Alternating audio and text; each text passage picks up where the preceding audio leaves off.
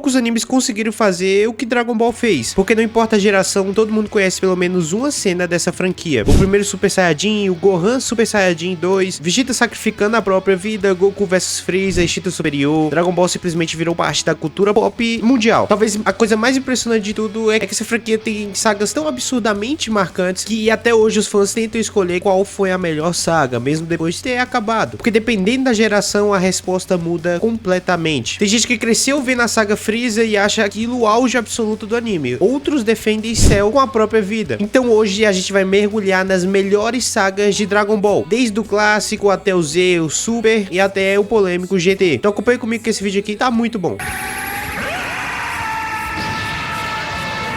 E aí pessoal, seja bem-vindo para mais um vídeo aqui no canal. Eu vou pedir aqui de coração a sua inscrição, o seu like, porque isso ajuda muito a gente trazer aqui mais conteúdos. Você fazendo isso aí eu fico muito agradecido e bora lá. Mas antes precisa existir uma regra aqui, que é Dragon Ball tem um efeito muito grande, que é o efeito nostalgia. Muita gente confunde a saga que marcou a minha infância como a melhor saga escrita. E isso muda completamente a conversa. Porque, por exemplo, a saga Cell é amada, mas ao mesmo tempo ela tem vários problemas de roteiros absurdos. Metade da saga só acontece porque todo mundo toma decisões absurdamente burras. Os vilões mudam toda hora porque o Toriyama aparentemente improvisava a saga no meio da publicação. E alguns furos de histórias, como por exemplo, o Vegeta deixa o Cell absorver a 18 só pra lutar contra ele mais forte, Kuririn destrói o controle remoto por causa do Android 18, e Goku entrega uma semente dos deuses pro próprio Cell. Mas pelo efeito nostalgia é a melhor saga pra alguns, enquanto algumas sagas bem menores, por exemplo do clássico, são extremamente mais bem construídas, mas acabam esquecidas porque não tem transformações extraordinárias nem explosões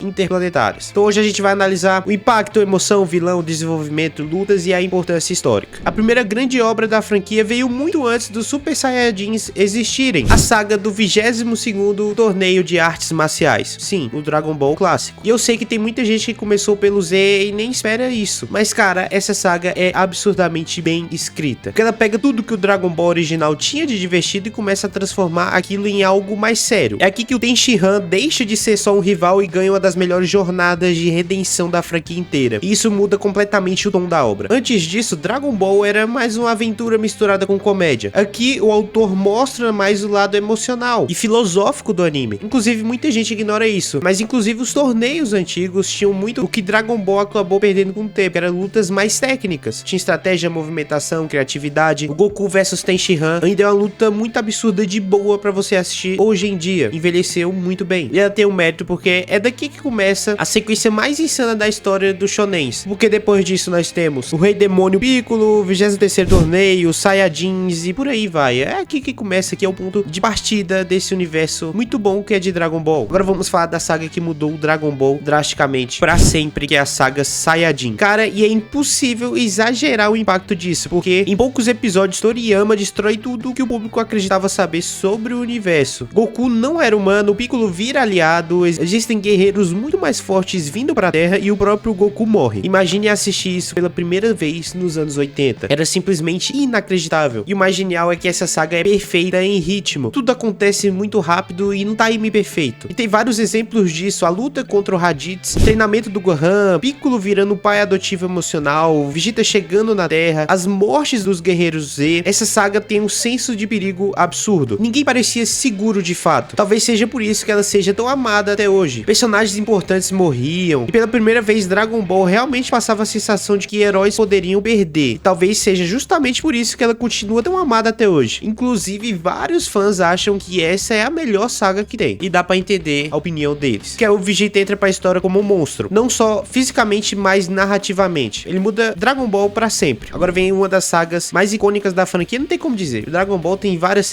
sagas que são icônicas, cada uma sendo melhor que a outra, mas essa daqui é muito boa, que é a saga do Freeza. Só existe um momento que definiu Dragon Ball pra sempre na história, que foi o primeiro Super Saiyajin. Essa transformação transcendeu o anime em níveis globais. E o mais absurdo é que a saga Freeza constrói tudo isso de maneira quase perfeita. Namekusei passa a sensação constante de desespero. Freeza parece impossível de derrotar. Vegeta finalmente ganha profundidade como personagem, até o Kuririn e Gohan tem momentos importantíssimos pra história. Então, quando o Kuririn morre, acabou. Aquilo não parecia mais uma transformação do Goku. Parecia anos de raiva, medo e sofrimentos explodindo de uma só vez, ó. Chega a arrepia, filho. Que demais! Talvez seja por isso que o primeiro Super Saiyajin funcione tão bem décadas depois. Porque aquilo não era apenas hype, era libertação emocional. Era anos de sofrimento explodindo de uma vez, mas existe um detalhe que divide muitos fãs. Tem gente que acha a saga Cell melhor, e honestamente, eu acho que ela tem os maiores picos emocionais da franquia. O Gohan virando Super Saiyajin 2, Android 16, o sacrifício do Goku, o Kamehameha pai e filho, isso aqui é cinema puro. Só que a saga Cell também é um caos narrativo. Toriyama claramente improvisava em várias partes do anime, que eram perceptíveis. Os vilões mudam toda hora, os androides entram e saem, e o Cell muda de forma sem parar. Mas mesmo assim, de algum jeito, ainda funciona. O cara era um gênio mesmo. Digita F aí pro Akira Toriyama que o cara merece. Porque emocionalmente essa saga é muito forte. Talvez até mais do que qualquer outra. Inclusive, muita gente considera o Super Saiyajin 2 do Gohan o auge absoluto de Dragon Ball. Cara, e eu concordo. Eu conheci o anime por causa daquela cena ali em específico. Quando eu era menorzinho, eu vi os cortes da cena e ali já dava pra ver que o anime é bom demais. Eu nem conhecia os personagens ainda, não sabia quem era quem, mas nem precisava porque só aquela cena em si já é muito boa. Agora vamos entrar numa área perigosa que é a saga Majin Buu, que essa é provavelmente a saga mais caótica da franquia e também uma das mais divisivas. Tem fãs que amam e tem fãs que odeiam, mas uma coisa é inegável, essa saga tem alguns momentos dos mais lendários da história do anime, assim como qualquer outra saga. Dragon Ball tem cenas impecáveis e épicas em cada saga, e essa aqui não ia faltar. Nós temos o Majin Vegeta, o Vegeta se sacrificando, Super Saiyajin 3, a Genkidama final, é literalmente uma chuva de momentos históricos. Tem vários outros aqui que eu consigo falar, só que ao mesmo tempo a saga parece completamente maluca, mas talvez seja justamente que isso deixe a saga tão divertida. Ela é o puro caos de Dragon Ball, e aí vem sim a minha opinião de pelo menos deixar ela nas melhores sagas que tem, não tem como deixar ela de fora. Agora seguindo na mesma linha e outra saga controversa que eu acho uma das melhores, que é a saga de Dragon Ball Super, porque por muitos anos o fandom tratava Dragon Ball Super como o primo inferior comparado com as outras franquias, só que ao decorrer do tempo ela foi ganhando respeito, principalmente uma saga muito importante, que é a saga, pra mim, é a das melhores, Torneio do Poder. Quando o Instinto Superior apareceu, a internet parou, literalmente.